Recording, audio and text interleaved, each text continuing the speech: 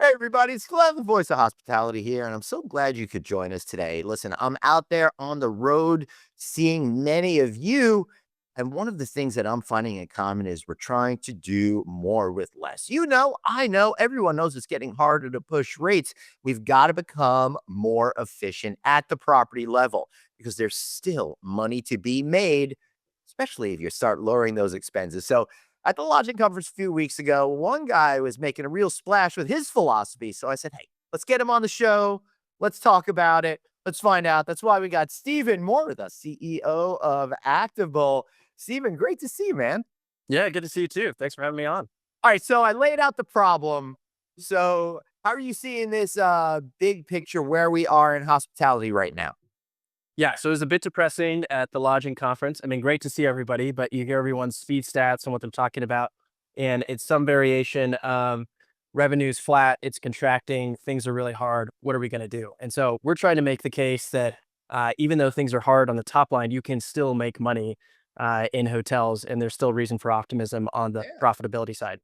Yeah, I'll tell you, Stephen, I have been focusing on you've got to give people reasons to spend money and you've got to create value. And that means making sure your hotel is really running efficiently. So, when you're out there, what do you think about those operators that are keeping those margins stronger? What's really separating the winners from those who aren't? I'm like thinking about low hanging fruit where people get a little bit of help immediately. Yeah, well, no surprise, half of your expenses are in labor. Yeah. So when you think about what you're going to focus on, it's like you can focus on one thing, be an expert in that, find profits there, be really, really good at generating efficiencies there. Or you look at the other half of your expense profile, you might have to be an expert in 50 different things, right? Or at least 25 different things. So, hey, take the simplicity when you can get it. I know operating is about doing 1,000 things really well, Right. but if you can focus on half your expense and win, go there. Yeah, that makes a whole lot of sense to me. All right, so what I don't know, what I don't get is why you think that people already don't have this figured out. What do you think are some of the roadblocks that are keeping them from having this portion figured out? Yeah, well, no surprise, hotels are very dynamic operations. So I think there's a lot of turnover in hospitality, right? When you're thinking about managing your labor force, you don't want to overschedule, you don't want to underschedule, you don't want to use too much contract labor. And so, how can you use technology efficiently to make sure you're not only managing your labor, your largest expense well, but you're also using that technology to create a great culture going forward. People aren't showing up not having things to do, people aren't showing up having everything plus everything else to do, feeling overwhelmed. And so, not only driving efficiency with technology, but driving a great culture with technology.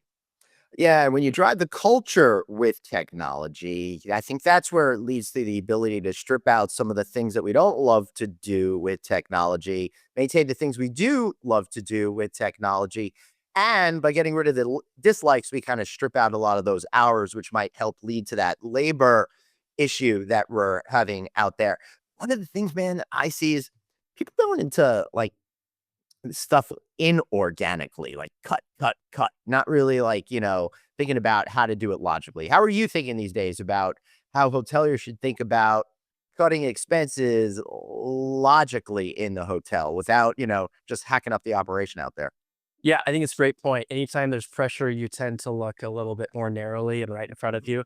So we saw one operator that actually cut their labor management system and program, and for every dollar they saved on the actual expense of the program, labor costs increased $5, right? So it feels really good day one. You cut something off of the line item expenses, and then 6 months later, you're like, oh shoot, that was the wrong call.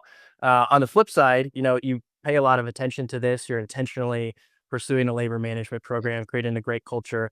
And we're seeing hotels find a lot of savings. You annualize those savings, you apply those savings across the whole portfolio.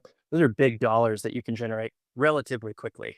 All right. So, how does this whole culture thing fit in? Because, I hear all the hoteliers talk culture, culture, culture, but then I see a lot of turnover at the same time. Yeah, no, it's a very high turnover industry. We know this. There's a lot of money to be saved by hiring 2 people a year to do a job versus 6 people a year to do the job. And so I think at the end of the day, people want to make a difference, right? They want to know, hey, what's the goal? What do we need to do to get there? How do I contribute to that goal? So we're trying to push a lot of transparency through technology. We're trying to push a lot of accountability through technology. And then just to your point earlier, equipping people so they can do more of the things they want to do with that technology. And that leads to, again, not only profits, but a culture where, hey, if you're not having to hire so many people over time, onboard so many people over time, that's going to lead to a lot of direct bottom line impacts too. Yeah, what do you mean about transparency with technology? How does that help? Well, I think it's really important that people know, what am I doing today that is going to impact our ultimate goal? So first, you got to be really clear on what the ultimate goal is, and then you say, hey, let's begin with the end in mind. Work backwards into what you do today, right now. This decision matters, and it makes a difference. And if you can tie that what I'm doing today to how it matters to something that's bigger than me, that creates a high engagement culture, and I think that creates a lot of longevity in the culture. Yeah, we've been doing a lot of programming here trying to get hoteliers, the information they need to be able to empower their employees. That comes through like great tech training and technology and combining all of those things. And that's where that transparency comes in. Because if you had the transparency, you could do the training in like small little technology bites, for example, and really get somebody empowered to be able to make those decisions that for the benefit of the guests and the hotel simultaneously. Or I just maybe I'm just making that up. What do you think? No, exactly right. That's exactly right. Yeah. So, how do you think hotels are still leaving money on the table, for example, when it comes to using technology in the right way?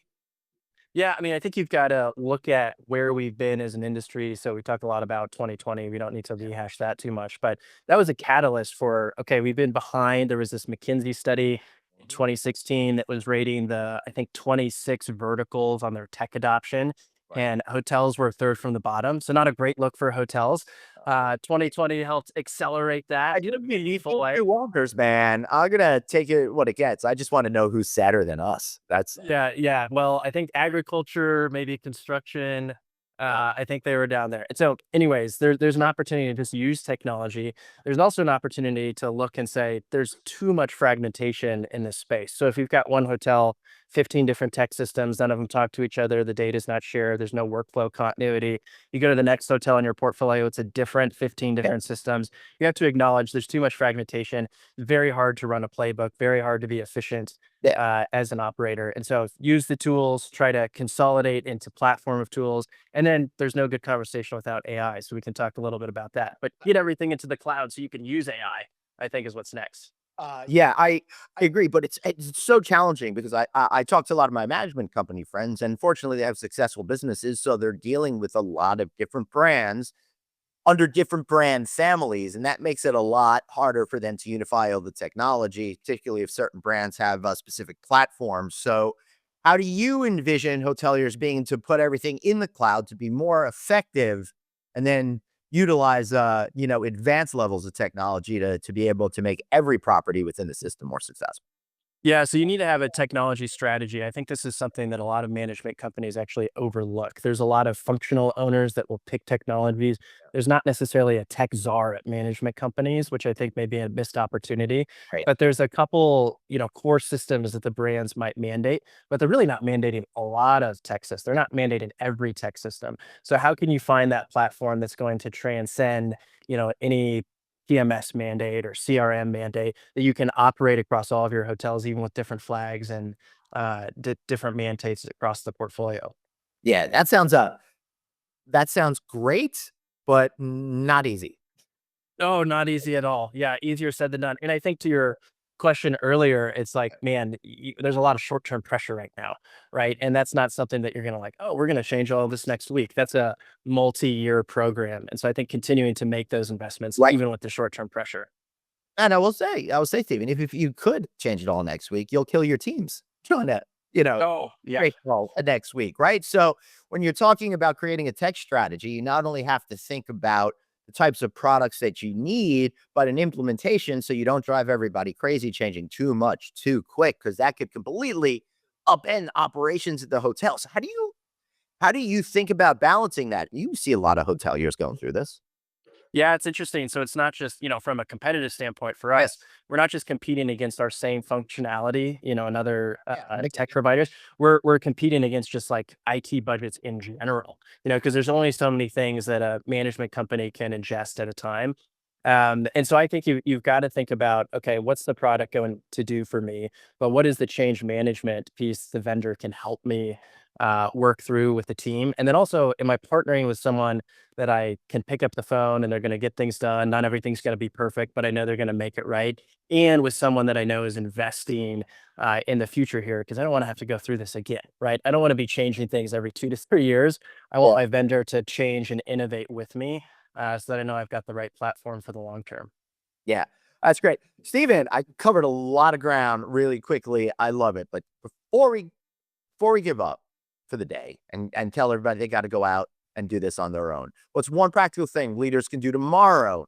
It's going to make an impact on profitability. Yeah, I think it's gonna be culture.